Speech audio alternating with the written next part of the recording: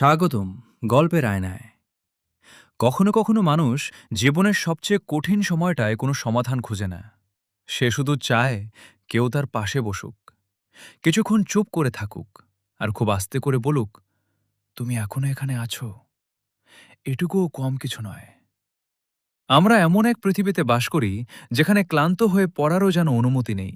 সফল হতে হবে, নিজেকে প্রমাণ করতে হবে, আরও ভালো হতে হবে, আরও বেশি অর্জন করতে হবে। আর যদি কোনোদিন আমরা থেমে যাই, তাহলে মনে হয় আমরা বুঝি পিছিয়ে পড়ছি। কিন্তু যদি সত্যিটা উল্টো হয়, যদি জীবনের কিছু সময় পিছিয়ে পড়ার জন্য নয়, শুধু একটু শ্বাস নেওয়ার জন্য হয়, যদি সব সমস্যার সমাধান না করেও একজন মানুষ বেঁচে থাকতে পারে, আর যদি জীবনের সবচেয়ে অন্ধকার দিনগুলোতেও একটি ছোট আলো লুকিয়ে থাকে, যেটা আমাদের শুধু পরের দিন পর্যন্ত পৌঁছে দিতে চায়। আজকের বইটি সেই ছোট আলোর কথা বলে। একটি বই যেটা আপনাকে পৃথিবী জয় করার কৌশল শেখাতে আসে না, বরং পৃথিবী যখন আপনার কাছে অসহ্য মনে হয়, তখন আপনাকে নিজের কাছেই ফিরিয়ে আনতে চায়। গল্পের আয়নায় আজ আমরা কথা বলবো ম্যাট হেগের দ্য কমফর্ট বুক নিয়ে। এটি এমন একটি বই যেটা পড়ার জন্য আপনার ভালো থাকা জরুরি নয়, বরং হয়তো আপনি ভালো নেই বলেই এই বইটির প্রয়োজন।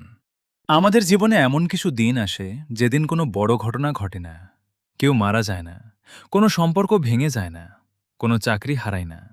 তবুও মনের ভেতরটা কেমন যেন ভারী হয়ে থাকে।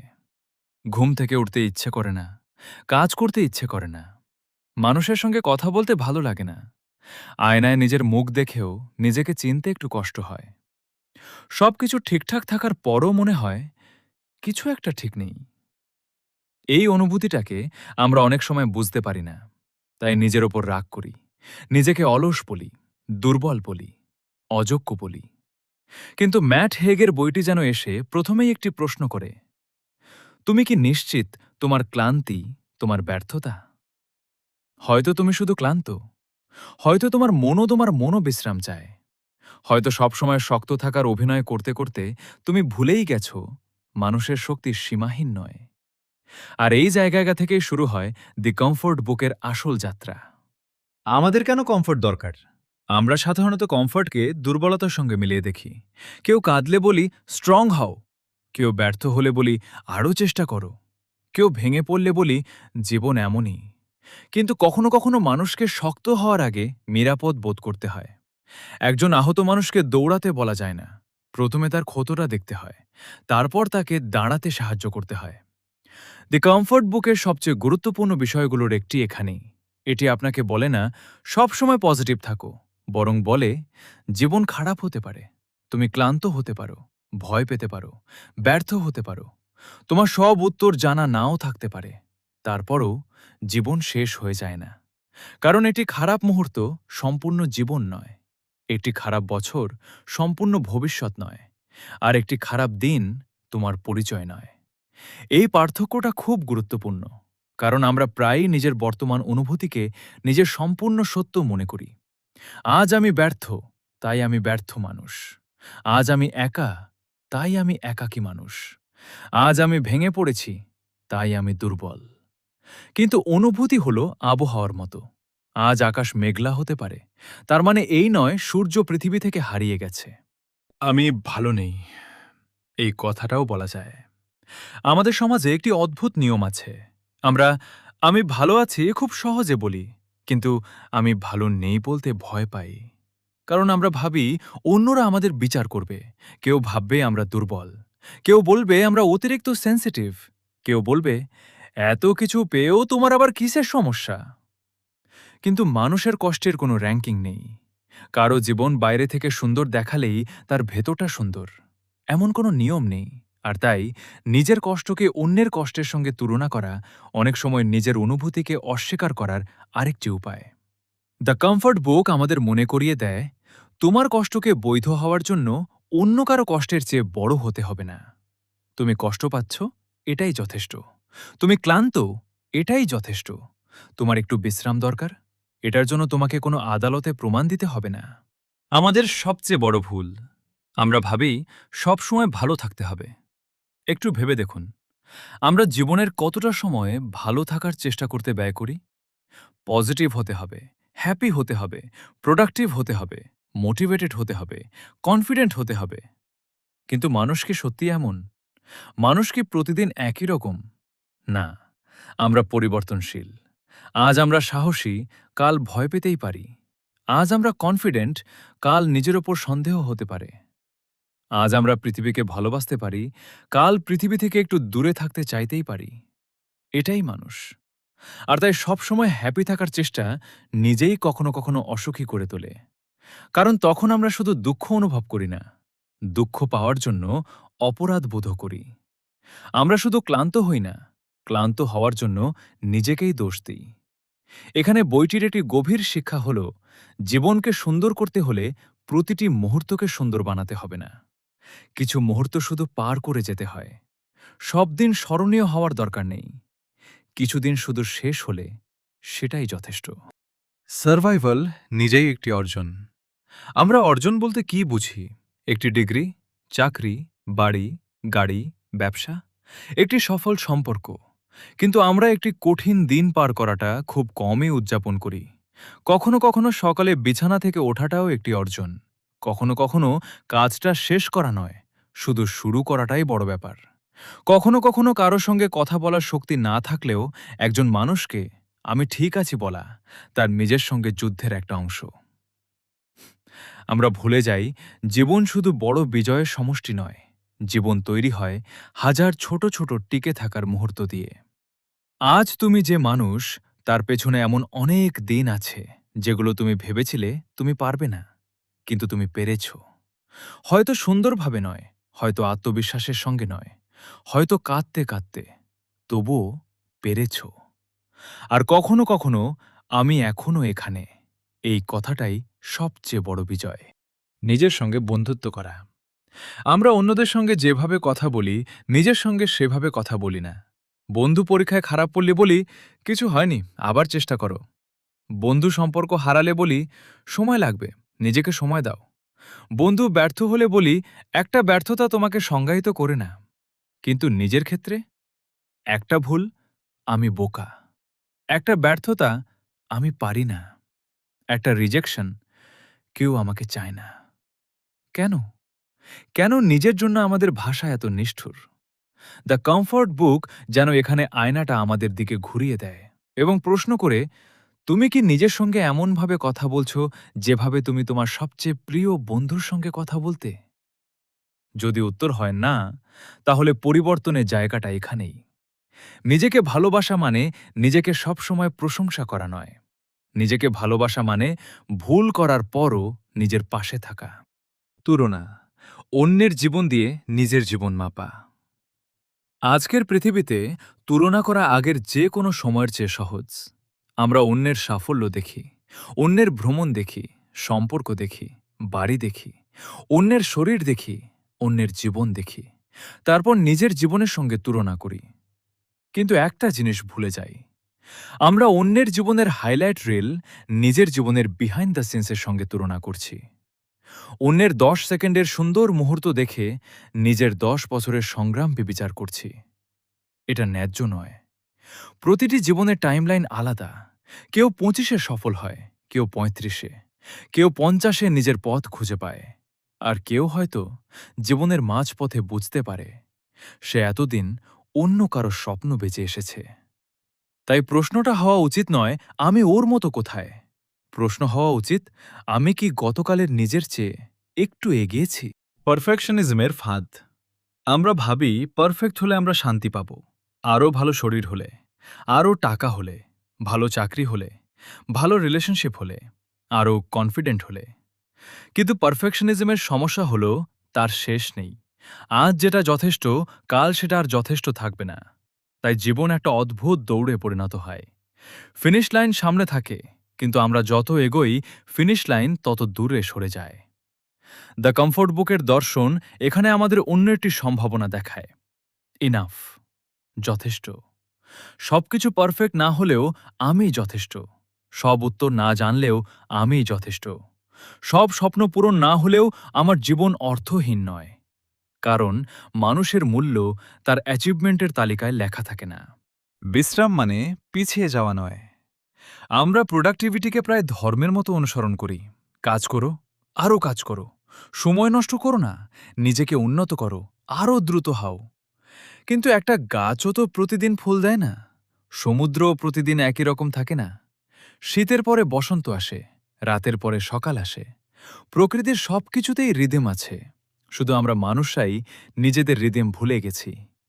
তাই কখনো কখনো বিশ্রাম অলসতা নয়, বিশ্রাম হলো নিজের জীবনের সঙ্গে আবার সংযোগ তৈরি করা। এক কাপ চা, একটা গান, জানলার বাইরে তাকিয়ে থাকা, কিছু না করা, একজন প্রিয় মানুষের সঙ্গে কথা বলা, একটা বইয়ের কয়েক পৃষ্ঠা পড়া। এসব ছোট মনে হতে পারে, কিন্তু জীবন তো মূলত এই ছোট মুহূর্তগুলোরই নাম। ওয়ান্ডার, বিস্মিত হওয়ার ক্ষমতা। বড় হয়ে আমরা একটা জিনিস হারিয়ে ফেলি, বিস্ময়। এটি শিশু আকাশ দেখে অবাক হয়, বৃষ্টির শব্দ শুনে থেমে যায়, পিঁপড়েকে অনুসরণ করে, চাঁদ দেখে প্রশ্ন করে। কিন্তু আমরা আমরা আকাশের দিকে তাকাই আবহাওয়ার খবর দেখার জন্য, চাঁদ দেখি ছবি তোলার জন্য, সমুদ্র দেখি সোশ্যাল মিডিয়া পোস্ট করার জন্য। আমরা পৃথিবীকে অনুভব করার বদলে ডকুমেন্ট করতে ব্যস্ত হয়ে পড়েছি।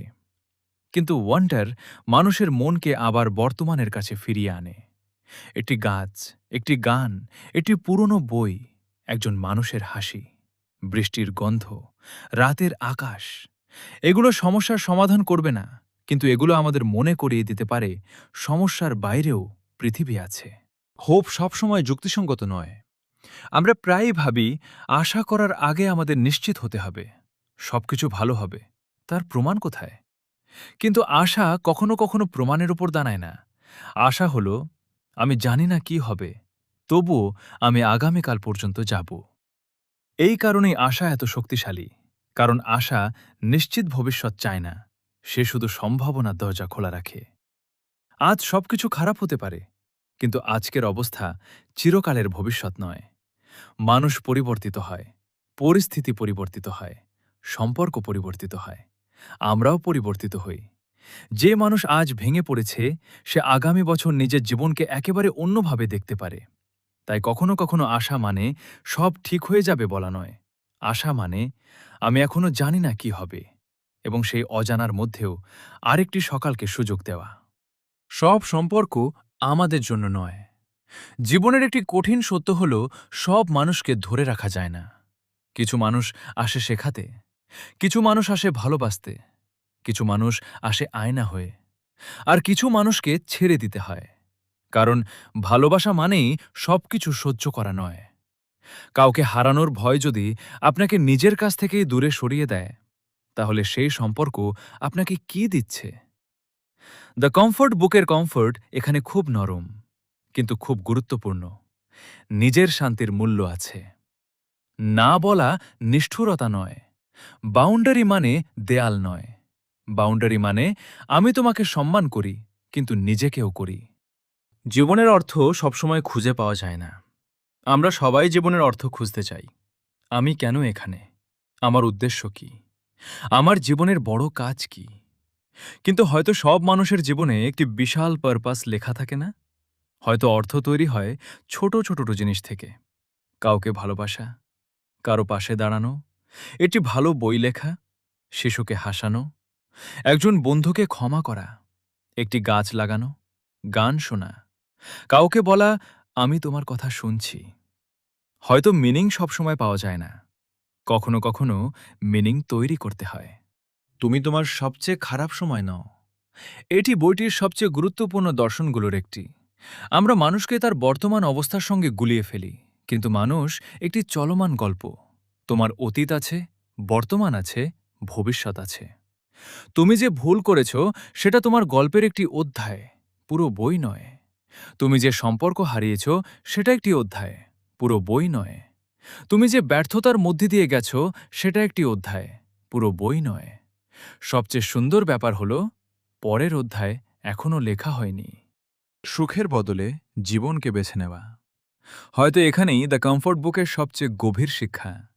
জীবনের লক্ষ্য সবসময় সুখী থাকা নয়, কারণ সুখ স্থায়ী নয়। কখনো আমরা হাসব, কখনো কাঁদব, কখনো প্রেমে পড়ব, কখনো হারাব, কখনো আশাবাদী হব, কখনো কিছুই বুঝতে পারব না। কিন্তু এসবের মাঝেই জীবন চলছে। তাই হয়তো প্রশ্নটা হওয়া উচিত নয়, আমি কিভাবে সবসময় সুখী থাকব? বরং, আমি কিভাবে এই জীবনটাকে অনুভব করব? দুঃখের মধ্যেও, অনিশ্চয়তার মধ্যেও, অপূর্ণতার মধ্যেও। কারণ জীবন যদি শুধু সুখের নাম হতো, তাহলে হয়তো আমরা জীবনের অনেক গভীর সৌন্দর্যই চিনতে পারতাম না। কমফোর্ট আসলে কি? এতক্ষণ আমরা অনেক কথা বললাম। আশা নিয়ে, ক্লান্তি নিয়ে, ব্যর্থতা নিয়ে, নিজেকে ভালোবাসা নিয়ে, তুলনা নিয়ে, বিশ্রাম নিয়ে, বর্তমান নিয়ে, জীবনের অর্থ নিয়ে। কিন্তু শেষ পর্যন্ত কমফোর্ট আসলে কি? কমফোর্ট মানে সমস্যা নেই এমন নয়। কমফোর্ট মানে সমস্যার মাঝেও নিজেকে একা না মনে হওয়া। কমফোর্ট মানে কেউ এসে তোমার জীবন ঠিক করে দেবে, এটাও নয়। কমফোর্ট মানে তুমি নিজেকে বলতে পারবে, আমি জানি না কিভাবে সব ঠিক হবে, কিন্তু আমি আজকের দিনটা পার করব। এবং হয়তো এটাই মানুষের সবচেয়ে সুন্দর ক্ষমতা। আমরা ভবিষ্যৎ জানি না, তারপরও সামনে হাঁটি। আমরা জানি না ভালোবাসা টিকবে কিনা, তারপরও ভালোবাসি। আমরা জানি না স্বপ্ন পূরণ হবে কিনা, তারপরও স্বপ্ন দেখি। আমরা জানি না আগামীকাল কেমন হবে, তারপরও ঘুমাতে যাই এই বিশ্বাস নিয়ে, সকাল আসবে। গল্পের আয়নার শেষ কথা। হয়তো তোমার জীবন এখন ঠিক সেই জায়গায় নেই যেখানে তুমি চেয়েছিলে। হয়তো কিছু স্বপ্ন ভেঙে গেছে, কিছু মানুষ চলে গেছে, কিছু সিদ্ধান্ত ভুল হয়েছে, কিছু দিন তুমি নিজের কাছেই হেরে গেছ। তবু তোমার গল্প শেষ হয়নি। তুমি এখনো লিখছ। তোমার জীবনের সবচেয়ে সুন্দর অধ্যায় হয়তো ইতিমধ্যে পেরিয়ে গেছে, আবার হয়তো সেটা এখনো আসেইনি। আর এই অনিশ্চয়তাটাই জীবনের সৌন্দর্য। কারণ আমরা জানি না পরের পৃষ্ঠায় কি আছে। আমরা শুধু জানি পৃষ্ঠাটা এখনো খালি। আর যতক্ষণ আমরা বেঁচে আছি, ততক্ষণ সেখানে কিছু লেখা সম্ভব। তাই আজ যদি তুমি ক্লান্ত হও, বিশ্রাম নাও। যদি কাঁদতে ইচ্ছে করে, কাঁদো। যদি কিছুই করতে ইচ্ছে না করে, কিছুক্ষণ কিছু করো না। নিজেকে সবসময় ঠিক করার চেষ্টা করো না। কখনো কখনো নিজের পাশে বসে থাকাও এক ধরনের ভালোবাসা। মনে রেখো, তোমাকে প্রতিদিন অসাধারণ হতে হবে না। প্রতিদিন জিততে হবে না। প্রতিদিন প্রোডাক্টিভ হতে হবে না। কিছুদিন শুধু বেঁচে থাকাই যথেষ্ট। কিছুদিন শুধু সকাল পর্যন্ত পৌঁছানোই যথেষ্ট। আর কোনো কোনো দিন তুমি শুধু জানলার পাশে বসে বাইরের পৃথিবীটা দেখবে। এক কাপ চা হাতে থাকবে। মনে হবে জীবন এখনো নিখুঁত নয়, কিন্তু জীবন এখনো আছে। আর হয়তো এই মুহূর্তে এটাই সবচেয়ে বড় কমফোর্ট। এটাই দি কমফোর্ট বুকের সবচেয়ে নরম সত্য। জীবনকে ভালোবাসার জন্য জীবনকে সবসময় ভালো হতে হবে না। কারণ জীবন তার সমস্ত ভাঙাচোরা, অপূর্ণ, অনিশ্চিত, অদ্ভুত সৌন্দর্য নিয়েই বেঁচে থাকার মতো কিছু। এবং শেষ পর্যন্ত হয়তো আমাদের সবারই একটি জিনিস প্রয়োজন, কেউ একজন যে কঠিন দিনের শেষে আমাদের কানে খুব আস্তে করে বলবে, থাকো, আর একটু থাকো, গল্পটা এখনো শেষ হয়নি। এটাই ছিল গল্পের আয়না। আবার দেখা হবে আরেকটি গল্পে, আরেকটি বইয়ে, আরেকটি আয়নায়। ততদিন পর্যন্ত নিজের গল্পটাকে একটু কোমলভাবে দেখো।